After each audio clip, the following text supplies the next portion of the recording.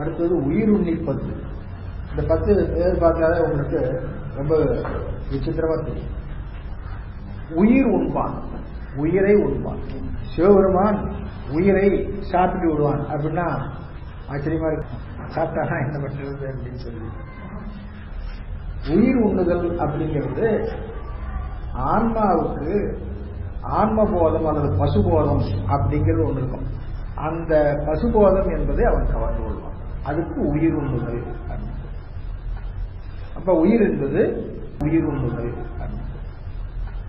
அப்ப உயிர் என்பது உயிர் அறிவினை பசுபோதத்தை அவன் எடுத்துக்கொண்டான என்ன ஆகும்? இங்க சிவபோதம் விளையும். சிவபோதம் விளைந்தா என்ன ஆகும்? சிவானந்தம் விளையும். ஆகையினால பூஜையிலும் கூட சாமிக்கு நிவேதனம் பண்ற பொழுது என்னுடைய ஆன்ம அறிவு அந்த பசுபோதத்தை நீ கவர்ந்து கொள், சிவபோதத்தை எனக்கு கொள், அதன் வழியாக சிவானந்தத்தை பெறுகின்ற வாய்ப்பை எனக்கு கொள் அப்படின்னு. அதுக்கு தான் உயிர் உண்ணுதல் அப்படின்னு. அதான் சிவபெருமானுக்கு உயிர் உண்பவன் அர்த்தம். அதனால உயிர் உண்ணி உண்பவன். அதனால உயிர் உண்ணி உண்பவன் அப்படின்னு. அப்படி உயிர் உண்ணி ஆகிய சிவபெருமான் பாடப்பட்ட 10 பாடல்களின் தொகுதி ஆகையினாலே இதுக்கு உயிர் உண்ணி 10 அப்படின்னு. உயிர் உண்ணி சிவானந்தத்துக்கு ஆக்கப்பெயர் அப்படின்னு சொல்லி அன்னையுடைய முறையார். உயிர் உண்ணி சிவானந்தத்துக்கு ஆக்கப்பெயர் அப்படின்னு சொல்லி அன்னையுடைய முறையாருக்கு உரை எழுதியிருக்கிறார். சிவானந்தத்தை உயிர் உண்ணி என்று சொல்லுவது, அதாவது ஆன்ம போதத்தை அது கவர்ந்து கொள்ளுகிறது. ஆன்மாவிற்கு சிவானந்தமே நிறையுமாறு செய்துவிடும்.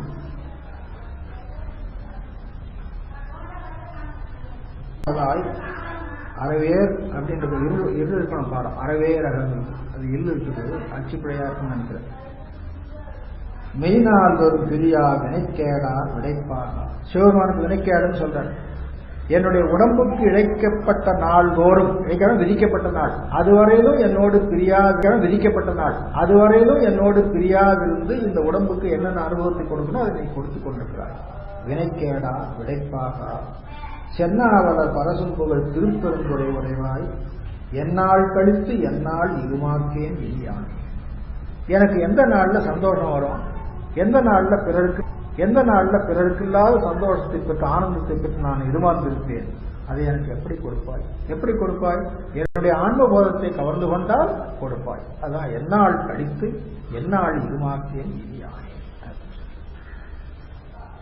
சிவானந்தம் பெற்றவர்கள் இதை போன்ற பேரு வேறு யாரும் அந்த ஒரு இருமாப்பு. அந்த இருமாப்பு தான் அப்பசாமிகள் சொல்லி காட்டுறாங்க. இருமாங்கள் பண்பலோ ஈசன் பல்கணத்தை எண்ணப்பட்டு சிறுமான் ஏந்திரன் செவடிக்கே சொல்லி இருமாங்கள். அங்க ஒரு கேள்வி வந்தது, சிவனடியார்களா இருப்பவர்களுக்கு இந்த மாதிரி இருமாப்பு வரலாமா அப்படின்னு சொல்லி. அவர்களுக்கு அது இருமாப்பல்ல. இப்ப நமக்கெல்லாம் ஒரு இருமாப்பு வந்தா அடுத்தவங்க மேல தாழ்ச்சி சொல்லுவாங்க. அவங்களுக்கு அது இல்லை. இத்தனை ஆன்மாக்கள் இருக்கின்ற பொழுது அவர்களெல்லாம் பக்குவம் பெறாது இருக்கிற பொழுது பெருமான் எனக்கு இந்த பக்குவத்தை கொடுத்து இதை கொடுத்தானே என்று நினைக்கிற பொழுது வரக்கூடிய ஒரு பெருமிதம் இருக்கு பாருங்க. அந்த பெருமிதத்தை தான் இங்க இருமாப்பு. உலக வழக்கத்தில் சொல்றது வேற, இது பெருமிதம். பெருமிதம் என்பது பிறொருவருக்கு இல்லாத மிகுதி, அதுதான் பெருமிதம். உலகியல்ல பெருமிதம் கூட கூடாதுன்னு திருவள்ளுவர் சொல்றார். பெருமை பெருமிதமின்மை, சிறுமை பெருமிதம் ஊர்ந்து விடும். பெரியவர்கள் எல்லாம் பெருமிதம் இல்லாம அடங்கியிருப்பாங்க. சிறியவர்கள் பாவிச்சுக்கிட்டு தங்க மேல ஏற்றிக்கொண்டு அதனால அங்க ரொம்ப உயர்வா நினைக்கப்படுவாங்க. அதனால உலகியலையும் கூட பெருமிதம் வேண்டாது. ஆனா தத்துவ ஞான இயல்ல முத்தி நிலையை அடைந்த ஆன்மா பிறருக்கு இல்லாத பேரானந்தம் தனக்கு கிடைத்ததை பற்றி ஒரு மகிழ்ச்சி கொள்ளும். அந்த மகிழ்ச்சியினால அந்த ஆன்மாவுக்கோ கிடைத்ததை பற்றி ஒரு மகிழ்ச்சி கொள்ளும். அந்த மகிழ்ச்சியினால அந்த ஆன்மாவுக்கோ மற்றவர்களுக்கோ எந்த கெடுதலும் இல்லை. நானார் அழி அணைவான் ஒரு நாய்க்கு தவிசிட்டு இங்கு ஊனார் உடல் புகுந்தான்.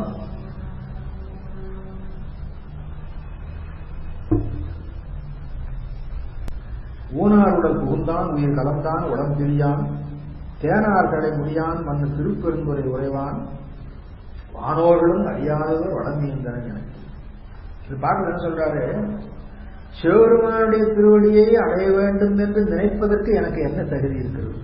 நான் யார்? சிறுவானுடைய திருவடி அடைவதற்கு என்ன தகுதி எனக்கு இருக்கிறது? நான்கால் அடி அணைவான், அடி அணைவதற்கு அணைவான், அணையும் பொருட்டு சிந்திப்பதற்கு எனக்கு என்ன தகுதி இருக்கிறது? ஆனா சிவபெருமானே அது எனக்கு கொடுத்தான். அது சொல்றார், ஒரு நாய்க்கு தவிசித்தாற் போல செய்து அப்படின்னு. ஒரு நாய்க்கு தவிசித்தாற் போல செய்து அப்படின்னு. மாணிக்கவாசகர் தன்னை சிவனடியார் மத்தியிலே நிறுத்தி தீட்சையை கொடுத்து சிவானந்தம் விளைவை கொடுத்து நிறுத்தினதற்கு ஒரு நாய்க்கு தவிசிட்டது போல இருந்தது அப்படின்னு சொல்லி பல இடத்துல பார்த்தாங்க. நாய்க்கு தவிசி, அது ரெண்டும் வேறுபாடு தெரிந்து கொள்ள வேண்டும். நாய்க்கு தவிசிடுதல் என்பது, நாய்க்கு உண்டு அங்கேருந்து வழியில் ஒரு வீட்டுக்கு முன்னால் ஒரு ஓரத்தில் கட்டி போட்டு வச்சிருப்போம். அதை நடு வீட்டில் கொண்டு வந்து அதுக்கு பலகையெல்லாம் போட்டு ஆசனம் கொடுத்து மரியாதை பண்ணி உட்கார வைக்க மாட்டோம். அதுபோல எங்கேயோ ஒரு மூலையில் கிடக்க வேண்டிய என்ன கொண்டு வந்து அடியார்கள் மத்தியில் உட்கார வச்சிருக்கிறாயே, அது நாய்க்கு தவிசிட்டு. நாய் மேல் தவிசிட்டதுன்னு ஒரு இடத்துல பாடுவார். நாய் மேல் தவிசிடுதல்னா என்னன்னு கேட்டா, அங்க தவிசு என்பதுக்கு இந்த யானையினுடைய முதுகில் வைக்கிறாங்க அம்பாரி அப்படின்னு சொல்லுவாங்க. அந்த அம்பாரியை அந்த தவிசு பிடிக்கிறது. நாய்க்கு தவிசிட்டு அப்படின்னு சொல்லுவாங்க. அந்த அம்பாரியை அந்த தவிசு பிடிக்கிறது. நாய்க்கு தவிசிட்டு என்பது நாய்க்கு தவிசிட்டு என்பது இருக்கிற தவிசு இருக்குது, அது வெறும் பலகையை குறிக்கிறது. ஒரு நடுவீட்டை கூப்பிட்டு உட்கார வச்சா வாங்க உட்காருங்க அப்படின்னு ஒரு பலகை போடுறதில்ல. அந்த மாதிரி இந்த தவிசு வேற, அந்த தவிசு வேற. நாய்க்கு தவிசு, நாய் மேல் தவிசு. இங்க தவிசு என்பது வெளியே கட்டி போட்டு வச்சிருக்கக்கூடிய நாயை கொண்டு வந்து உள்ள கொண்டு வந்து உட்கார வச்சு அதுக்கு ஒரு பலகை போட்டு உபசாரம் பண்ண மாதிரி. இது அடியார் நடுவில் இருக்க வச்சதுக்கு ஓமை. நாய் மேல் தவிசிட்டு என்பது யானையின் மேல் இடக்கூடிய தவிசை நாயின் மேல் இட்டார் போல அப்படின்னு விழித்து சொல்லணும். இப்ப அம்பாரி நாயின் மேல் இட்டார் போல அப்படின்னு விழித்து சொல்லணும். இப்ப அம்பாரி அப்படின்னு சொல்லுவாங்க. அம்பாரி வந்து யானை மேல வச்சா அம்பாரின்னு பேரு. அதை கொண்டு வந்து ஒரு நாயினுடைய முதுகுல வச்சு இதில் உட்காந்து சவாரி பண்ணுங்கன்னா அது எப்படி இருக்கும்? பாப்பான்னு வேடிக்கையா இருக்கும். அத மாதிரி திருவருளை வச்சு அந்த திருவருள் மேல அந்த ஓமையை அடுக்கு பாருங்க. நாயினுடைய முதுகுல அம்பாரி. அம்பாரினா சும்மா அதை உட்காந்து சவாரி பண்ற ஒரு ஆள் இருப்பான்ல. இப்ப இந்த மூணு கொண்டு வரணும். இங்க எப்படி கொண்டு வர்றது? மாணிக்கவாசகர் நாய் போல. மாணிக்கவாசகர் செய்த தீட்சை, அந்த தீட்சை உபதேசத்தின் வாயிலாக பெருமானம் வந்து விளங்கி நிற்கிறான் பாருங்க. அது அம்பாரியில் இருக்கிற சிவம் போல. எப்படி கொண்டு வரணும்? இதுக்கு நாய் மேல் தவிசி. இந்த விளக்கத்தை எங்க இருந்து கொண்டு வரணும் அப்படின்னா, சிந்தாமணியில இப்படி ஒரு விஷயம் இருக்கு.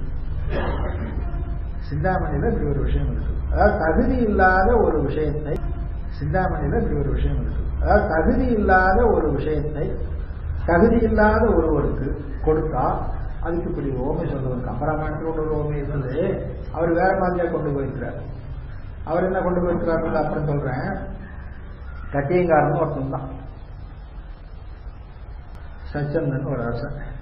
அவன் திருமணம் பண்ணிட்டு மனைவியோட மகிழ்ந்து இருந்த காலத்துல அரச பொறுப்பை நீ வச்சுக்கடா அப்படின்னு சொல்லி இந்த கட்டியங்காரன் கொடுத்தான். கட்டியங்காரன் அப்ப சொல்ல ரொம்ப பக்குவமா, ஒரு நாய் மேல, யானையின் மேல இடக்கூடிய அம்பாரியை ஒரு நாயின் மேல வச்சா போல இந்த அரசியல் அதிகாரத்தை என் மேல வச்சுட்டீங்களே, இந்த மாதிரி கொடுப்பான் அவன் எதிர்பார்த்துட்டு இருந்தான். அவன் கொடுத்த உடனே அப்புறம் அவன் வேலை செய்ய ஆரம்பிச்சிட்டான். அப்போ படை வீரர்கள்லாம் தன் கையில வச்சுக்கிட்டு இவனை சிறைப்படுத்தி இவனே அரசனாக ஆகிட்டான். அந்த மாதிரி அந்த கதை போகுது. அந்த இடத்துல இந்த ஓமை வருது. அதை வச்சுதான் நாம வந்து திருவாசகத்துல நாய் மேல் தவிசிடுதல் வேறு, நாய்க்கு தவிசிடுதல் வேறு அப்படிங்கிறது. நாய்க்கு தவிசிடுதல் வேறு, நாய்க்கு தவிசிடுதல் வேறு அப்படிங்கிறது. நாய்க்கு தவிசிடுதல் உலக வழக்கிற பழமொழியில் கூட சொல்லுவாங்க. அதான் நாய்க்கு தவிசிடுதல் வேறு, நாய் மேல் தவிசிடுதல் தெரிஞ்சுக்கணும். இந்த கம்பராமாயணத்துல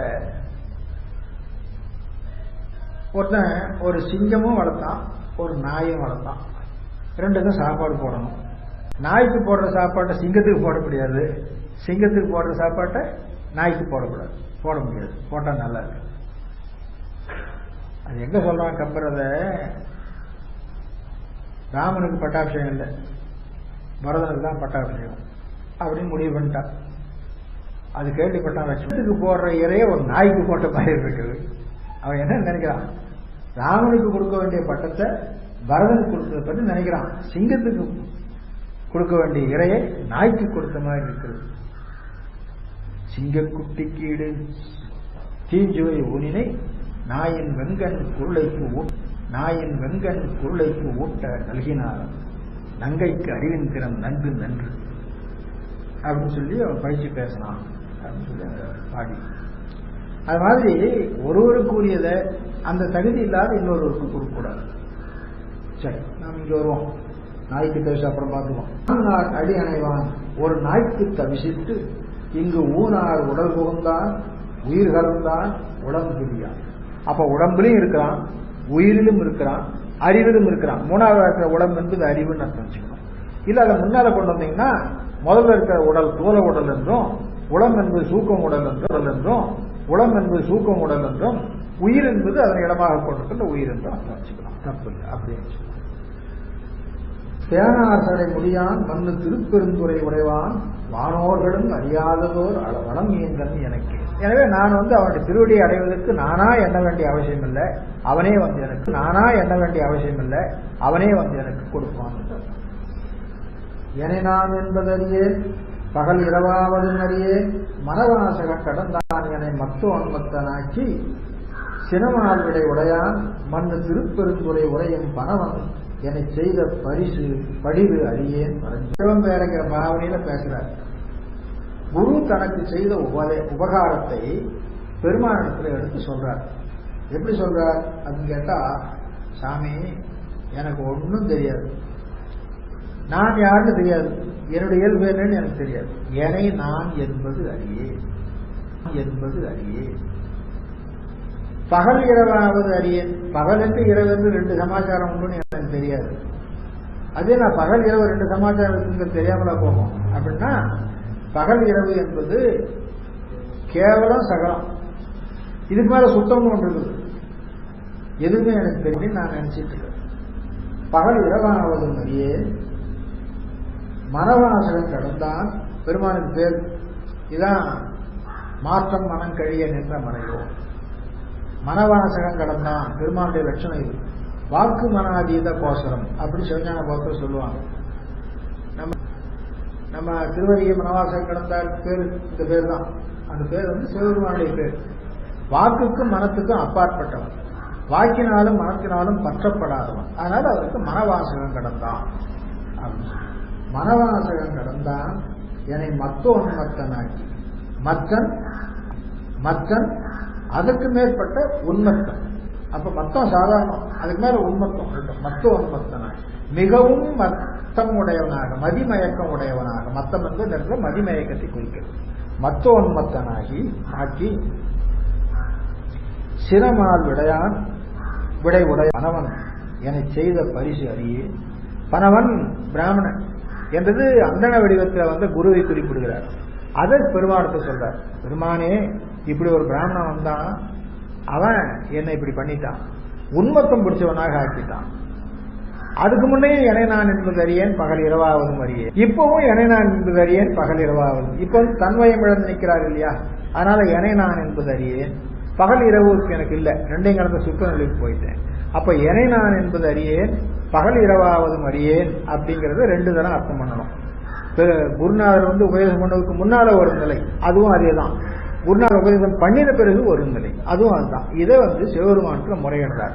சிவபெருமான் தானே குருவாக அருள் செய்தார், அது எப்படி வேறு பிரிக்கலாம் அப்படின்னு சொன்னா, அது சொரூப நிலை, இது தடத்த நிலை. ஆகையினால தடத்த நிலையில பெற்ற திருவருளை சொரூப நிலையில இருக்கிற சிவத்திடத்துல எடுத்து கூறினாராக நாம் இங்கே அர்த்தம் பண்ணலாம். அது தப்போன்னு எடுத்து கூறினாராக நாம் இங்கே அர்த்தம் பண்ணலாம். அது தப்போன்னு. அதனால ரெண்டையும் வேறு பிரிச்சு பார்க்கலாம். வினைக்கேடரும் உலகே பிற சொல்லி வேணுலகில் இணைத்தான் புகுந்து ஆண்டான் எனது என்பின் முறை உருக்கி பிணைத்தான் புகுந்து எல்லே பெருந்துறையில் முறை பிணத்தான் கண்ணினகத்தான் மறுமாற்றத்திடையான்.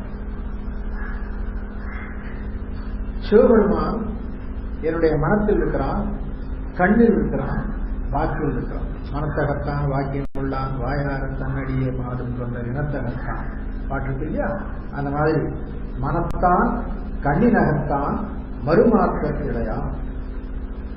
யாரு? பெருந்துறை உரை பெருமான். அவன் என்ன பண்ணான் என்ன அப்படின்னு கேட்டா, எனது என்பின் முறை உருக்கி என்பின் புரை, புரை என்பது உள்ளே இருக்கிற சிறு சிறு துவாரங்கள், புரை என்பது உள்ளே இருக்கிற சிறு சிறு துவாரங்கள், அதெல்லாம் உருகுமாறு செய்யலாம். என்பின் புரை உருக்கி என்னைத்தான் புகுந்து ஆண்டான், உடம்பினுள்ளே புகுந்து ஆண்டான், என்னை ஆட்கொண்டான். ஆகையினால நான் வினையெல்லாம் நீங்கினவனாக வினைக்கேடன் உளரோ என்போல் பிழையை நீக்கிக் கொண்டவர்கள் இருக்கின்றார்களா என்று ஒரு பெருமிதத்தோடு வினாவிட்டார். பெருமான் தனக்கு உபதேசத்தினாலே தன் வினையெல்லாம் அழிந்தது. வினைக்கேடன் உடலே பெற சொல்லி வேணுலகில் எனைத்தான் புகுந்து ஆண்டான் எனது என்பின் புரை ஒதுக்கி, புரை என்பது கொஞ்சம் கொஞ்சம்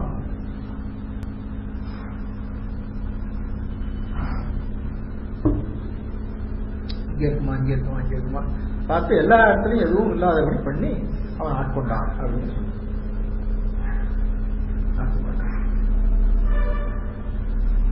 பற்றாங்கவை பற்றி பற்றும் நற்றாங்கதி அடையும். பற்றாங்கவை பற்றி பற்றாகி அவை நற்றான், அந்த ஆங்க என்பதுதான் பொருள் இல்லை, பற்றற்றீர் என்பது கருத்து. பற்றும் பற்றாங்கது பற்றி அப்ப நீக்கக்கூடிய பற்று ஒன்று உண்டு, பற்றக்கூடிய பற்று ஒன்று உண்டு. பற்றாங்கவை பற்றும் பற்றாங்கது பற்றி நற்றாற்றும் பற்றாங்கது பற்றி நற்றாங்கதி அடைவோம், நற்கதி அடைவோம் அர்த்தம். நன்று என்பது நற்றுன்னு வருது, நன்றாகிய கதி நற்றாங்கதி அப்படின்னு வருது. நற்றாங்கதி அடைவோம் கெடுவீர் ஓடி வம்மின், கெடுவீர் ஐயோ வீணா இதை பெறாம கெட்டு போகிறீர்களே என்று பெருமானுடைய திருவருளை பெறாதவர்களுக்காக அவர் இறங்கி கூறிய வாசகம் அது. கெடுவீர் ஓடி வம்மின், ஓடி வம்மின் சீக்கிரமா வாங்க அப்படின்னு. கெடுவீர் கெடுவீர் ஓடி வம்மின் தெற்றார் சடைமுடியான் மண்ணு திருப்பெருந்துறை இறைவன் கற்றாண்டவர் கடல் வேணினர் ஒடுமீடும் முடியான். தெற்றுதல் அப்படின்னா ஒன்னோட பின்னுதல் அர்த்தம். அப்படி பின்னப்பட்ட சடையுடையவன் தெற்றார் சடை முடியான் மண்ணு திருப்பெருந்துறை இறைசீர் கற்று அவர்களோடு கூடி கலந்து இருங்கள். அப்படி கலந்திருந்தால் பெருமானுடைய திருவருள் உங்களுக்கு கிடைக்கும். நற்றாங்கதி அடைவோம். மலமறுத்து கலக்கம் கடல் அலை போல ஒரு அலை வந்தது, அது தொடர்ந்து இன்னொன்று வரும், இன்னொன்று வரும், பின்னால் வர பெருசாக கூட வரலாம். அதனால்தான் உலக அலை பார்க்கணும். அலை எப்போ ஓயிறது, தலை எப்போ முழுது. கடல்ல முழுகணும்னா அலையெல்லாம் நிக்கட்டும் அப்புறம் முழுகலாம் அப்படின்னா, கடல்ல முழுகணும்னா அலையெல்லாம் நிக்கட்டும் அப்புறம் முழுகலாம் அப்படின்னா முடியாது. அது போல உலகத்தில் துன்பமெல்லாம் வந்து கொண்டிருக்கும். கடலின் திரை அதுபோல் ஒரு கலக்கம் அலமருந்து உடலும் எனது உயிரும் புகுந்து ஒழியா வண்ணம் நிறைந்தார். சுடரும் சுடர் பரிசூடிய திருப்பையும் படருஞ்சடை மகிழத்து எங்கள் பரந்தான் செய்த படி, எங்கள் பரந்தான் செய்த படினா வஞ்சகம். இது வஞ்சகம் எதை சொல்றாருன்னு கேட்டா, பெருமான் தகுதி இல்லாத எனக்கு அருள் செய்கிறார், அது வஞ்சனை. தகுதியுடையவர்கள் எத்தனையோ பேர் இருக்காங்க, அவங்கள விட்டுட்டார் அப்படின்னு கருத்தார். எனக்கு தகுதி இல்லை, தன்னை விட தகுதியுடைய நிறைய பேர் இருக்கிறாங்க.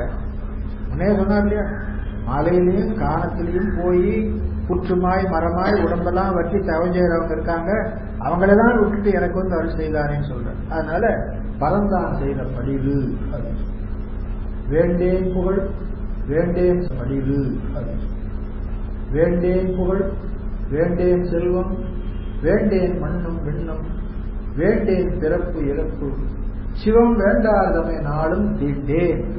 மற்றதெல்லாம் விட்டாலும் கூட இது ரொம்ப முக்கியங்க. சிவம் வேண்டாதமை நாளும் தீண்டேன். யார் சிவத்தை உடைய மாட்டேன், சேர்ந்திருக்க மாட்டேன், நட்பு கொள்ள மாட்டேன். இந்த உறுதி இருக்கணும் சைவ சித்தாந்திகளுக்கு. இதெல்லாம் இன்னைக்கு இருந்தா இது உலகத்துக்கு ஒவ்வாத, உலக நடைக்கு ஒவ்வாத கருத்து அப்படின்னு சொல்லி சொல்லுவாங்க. பழைய காலத்துல அப்படி இல்லைங்க. சைவம்னா சைவம் கிட்ட தான் சாப்பிடுவான், சைவம் கிட்ட தான் தண்ணி வாங்கி குடிப்பான், வேற ஒருத்தருக்கு போயிட்டு இருப்பான். இன்னைக்கு வேற ஒருத்தருக்கு போயிட்டு இருப்பான். இன்னைக்கு கூட வேறு சைவம் அப்படிதான் இருக்காங்க. வேறு சைவத்தில் நிறைய பேர் மற்றொரு இடத்துல மற்றொரு சமைத்த உணவை சாப்பிட மாட்டாங்க, அவங்களா சமைத்து தான் சாப்பிடுவாங்க. சிவம் வேண்டாதமை தீண்டேன் சென்று சேர்ந்தேன் மண்ணு திருப்பெருந்துறை இறைவன் பூண்டேன் புறம் போகேன் புறம் போகேன். இறைவனுடைய திருவடியை பூண்டேன், அதை விட்டு வெளியே வரமாட்டேன். புறம் போகேன் பூண்டேன் புறம் போகேன், இனி புறம் போகல் விட்டேன். கோற்றேன் எனக்கு என்போ கொம்பு தேன் அர்த்தம். கோல் தேன் கோற்றேன் என ஒரு பிரிச்சு போட்டிருந்தா எங்கோன்னா எங்க சொல்வேனா. காலையில் சொன்ன சிவானந்தம் எப்படி இருக்கும் அப்படின்னு கேட்டா தேன் மாதிரி இருக்குமா, பால் மாதிரி இருக்குமா, கரும்பு சாறு மாதிரி இருக்குமா அப்படின்னு அது மாதிரி சொல்றேன். கோற்றேன் எனக்கு எங்கோ, எங்கோன்னா என்பேனா. குறைகடல் வாய் அமுதெங்கோ, அமுதென்று சொல்வேனா. ஆற்றேன் எங்கள் அரணே அருமருந்தே எனது அரசே, அரணே அருமருந்தே எனது அரசே. சேற்றார் வயல் புடை சூழ்தரு திருப்பெருந்துறை உறைவாய், நீற்றார்களுக்கு திருமேனி நின்மலனே உனை யானே. பெருமானே உன்னை நான் புகழ வேணும்னு நினைக்கிறேன். நீற்றார்கள் திருமேனி உடைய நிமலன், உன்னை நான் புகழ வேணும் நிமலன், உன்னை நான் புகழ வேணும்னு நினைக்கிறேன். என்ன சொல்லி புகழணும்னு எனக்கு தெரியல. கொம்புத்தேன் என்று சொல்லலாமா, கடலமுது என்று சொல்லலாமா, என்கோ என்கோ என்று இருக்கிற ஓகாரம் ஆராய்ச்சி பொருள்ல வர்றது. இப்படி சொல்லலாமா, இப்படி சொல்லலாமா, இப்படி சொல்லலாமான்னு பார்த்து கடைசியில் எதுவும் சொல்ல முடியலையேன்னு இழைச்சி நிற்கிறது. என்கோ எச்சம் அறிவேன் நான், எனக்கு இருக்கின்றதை அறியேன். அச்சோ எங்கள் அரணே அருமருந்தே எனது அரசே. செச்சை மலர் குறைமேனியம் திருப்பெருந்துறை நிச்சம் என நெஞ்சில் நந்தி யானாகி நின்றான், யானாகி நின்றான். கடைசியில் ஞாபகம் நல்லா, திருப்பெருந்துறை இறைவன் நிச்சம் என நெஞ்சுள் மன்னி. நிச்சம்னா நாள்தோறும் நடக்கும். நித்தம் என்பது நிச்சம்னு வருங்க. தகர சகரம் ஒன்று கொண்டு போலியாகும். நித்தம் என நெஞ்சுள் மன்னி யானாகி நின்றான். யானாகி நின்றான், யானாகி நின்றான். எப்போ? பெத்த காலத்துல அவையே தானியாய். முத்தியில என்ன பண்ணணும்? ஆன்மா சிவமாக இருக்கணும், அவனே தானாக நிற்க வரும். யானாகி நின்றான். அந்த காலத்துல யானாக நின்று இப்பொழுது என்னை தானாக ஆக்கி கொண்டான் சொல்ற. எச்சம் ஆகினால நான் என்னது நிகழ்கிறது என்று தெரியல. அச்சோ எங்கள் அரணே அருமருந்தே எனது அமுதே. செச்சை மலர் குறைமேனியன். செச்சை மலர், வெற்றி மலருக்கு செச்சைன்னு பேர். நல்லா செந்நிறமா இருக்கும். அதை போல சிவபெருமானோட திருமேனி செந்நிறமா இருக்கும். செச்சை மலர் குறைமே, அதை போல சிவபெருமானோட திருமேனி செந்நிறமா இருக்கும். செச்சை மலர் குறைமேனியன் திருப்பெருந்துறை உறைவான் நிச்சம் என நெஞ்சுள் மணி யானாகி நின்றார். ஆனா நான் எச்சம் அறிவேன், எனக்கு இருக்கின்றதை அறிவேன். இப்பொழுது நான் பெற்றது என்னவென்று எனக்கு தெரியவில்லை. பெற வேண்டும் பெற வேண்டும் என்று எச்சம் நிறையும். அப்படி இருக்கிறது எச்சம் என்று சொல்லுவேன். அதாவது குறையாயிருக்கிறதும் எச்சம், குறையை நிறைக்க வருவதும் எச்சம். ரெண்டுமே எச்சம் என்ற பெயரால சொல்லப்படும். அதனால எச்சம் அறிவேன், எனக்கு இருக்கின்றதை அறியேன். நான் பெற்ற இன்பத்தை என்னால் அறிய முடியவில்லை, ஆனால் பெற வேண்டும் என்ற எண்ணம் இருந்து கொண்டிருக்கிறது என்று பாரு. எச்சம் அறிவேனா, எனக்கு இருக்கின்றதை அறியேன். வான்பாவிய உலகம். இந்த பாட்டம் பாருமையா பாட்டுங்க. பெருமானன் வந்து கொள்வதற்கு வழியே இல்லை. நமக்கு ஏதாவது நல்லது நடக்கல, கெட்டது நடக்குது அப்படின்னு சொன்னா உலக வழக்கத்துல எல்லாரும் என்ன பண்ணுவாங்க? அந்த சாமிக்கு கண்ணே இல்லை. உலக வழக்கத்துல எல்லாரும் என்ன பண்ணுவாங்க? அந்த சாமிக்கு கண்ணே இல்லை. அது கூட்டு சாமி, செவிட்டு சாமி. நான் தினம் போய் அதுக்கு முன்னாள்கிட்ட அப்படி வேணும் இப்படி வேணும், அந்த சாமிக்கு அதை பண்ண இதை பண்ண அப்படின்னு சொல்லி அந்த அருள் கிடைக்காது. சிவத்தினுடைய குற்றம் இல்லை, நம்முடைய குற்றம். அதை ஏற்றுக்கோணும் நாம. அதான் ரொம்ப அருமையான பாட்டு, நல்லா ஞாபகம் வச்சு கொள்வோம். எப்ப நமக்கு சிவபெருமான் மேல வருத்தமோ கோபமோ அல்லது சலிப்போ வெறுப்போ வருதோ அப்பெல்லாம் இந்த பாட்டை ஞாபகம் வச்சுக்கிட்டா அந்த வருத்தம் சலிப்பு வெறுப்பு எல்லாம். வான்பாகிய உலகத்தவர் அவமே செய்ய அவமே நான் தவர் அவமே செய்ய அவமே நான் ஊர்பாவிய உடலை சுமந்து அடவி மரமானே தேன்பாய் மலர் கொன்றை மண்ணு திருப்பெருந்துறையோ துறைவாய் நான் பாவியன் ஆனால் உனை நல்காய் எனலாமே. இந்த கடைசி வரிதான் முக்கியம். நான் பாவியன் ஆனால், இந்த கடைசி வரிதான் முக்கியம்.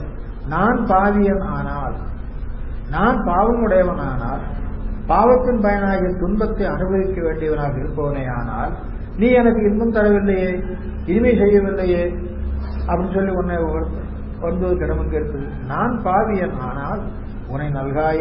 எனவே அந்த தகுதியை நான் அதிகப்படுத்திக் கொண்டால் நான் உனக்கு திருவருள் பெறலாம். நான் பாவியன் ஆனால் உன்னை நல்காயனதான். இந்த தொடர்தான் நல்ல ஞாபகம். ஏன் நான் பாவியனானேன், எனக்கு ஏன் தகுதி இல்லை அப்படின்னா உலகத்தில் இருக்கிறவங்க எல்லாம் தவம் செய்யறாங்க, நான் அவம் செய்தேன். அவம் செய்து உடல் தவம் செய்யறாங்க, நான் அவம் செய்தேன். அவம் செய்து உடலை சுமந்து கொண்டு ஏதோ காட்டுல மரம் மாதிரி நான் வாழ்ந்துருக்கிறேன். இந்த மரமாக ஒரே இடத்துல நின்றுட்டு இருக்கான், நான் அங்கேயும் இங்கேயும் போய் வந்துட்டு இருப்பேன். அதனால எனக்கு எப்படி அருள் செய்வார்? வான்பாவிய உலகத்தவர் நவமேதே அவமே ஊன் பாவிய உடலை சுமந்து அடவி மரம். அடவினா நான் பாவிய நானால் உன்னை நல்கா எனலாமே. இந்த பாட்டு ரொம்ப நல்ல பாட்டு. நல்ல